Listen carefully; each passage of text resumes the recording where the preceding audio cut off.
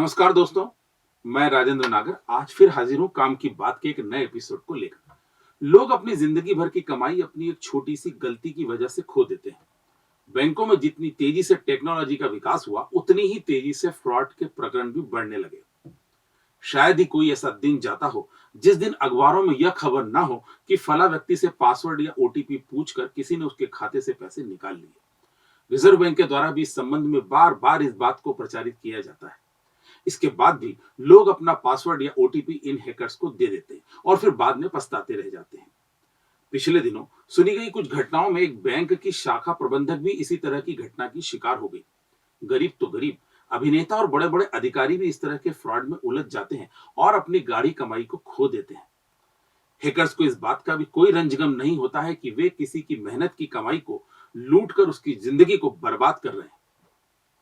आश्चर्य तो यह भी होता है कि इस तरह के लोग पकड़ में भी नहीं आते। यहाँ एक बात ध्यान देने योग्य है कि यह राशि किसी न किसी के खाते में तो जाती है, तो फिर बैंकों से उनके नाम पते लेकर उनके विरुद्ध कार्रवाई क्यों नहीं होती है। वैसे कुछ लोगों का कहना है कि पते गलत होते हैं, उनके आधार कार्ड भी नकली होते हैं। ऐसे में शासन के सिस्टम पर भी कहीं ना कहीं तो उंगली उठती है। हमारा साइबर सिस्टम भी इस मामले में कमजोर है। एक वेब सीरीज जामतारा में भी यह साफ साफ बताया गया था कि किस तरह से हैकर्स सिस्टम की इस कमजोरी का फायदा उठाते हैं। आइए आज हम बात करते हैं कुछ ऐसी ही सावधानियों पर जिनका पालन करके इस तरह के फ्रॉड से कुछ हद तक तो बचा जा सकता है। नंबर एक, इस बात का ध्यान रखें कि बैंक वाले कभी भी आपसे फोन पर आपका पासवर्ड या ओटीपी नहीं पूछते। नंबर दो, किसी भी तरह की lottery, online game, lucky draw या अनजानी लिंक को खोलने से बचें। नंबर तीन, किसी को भी अपना पासवर्ड न बताएं।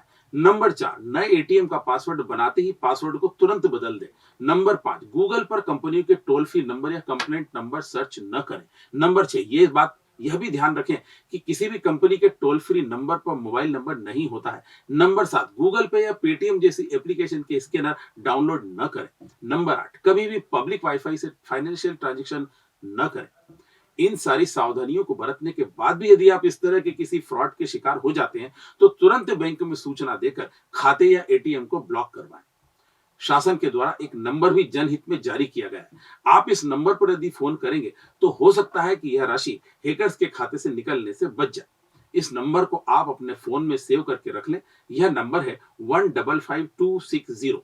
लेकिन ध्यान रखें, इस नंबर की सेवाएं सिर्फ सुबह 9 से शाम 6 बजे तक ही है।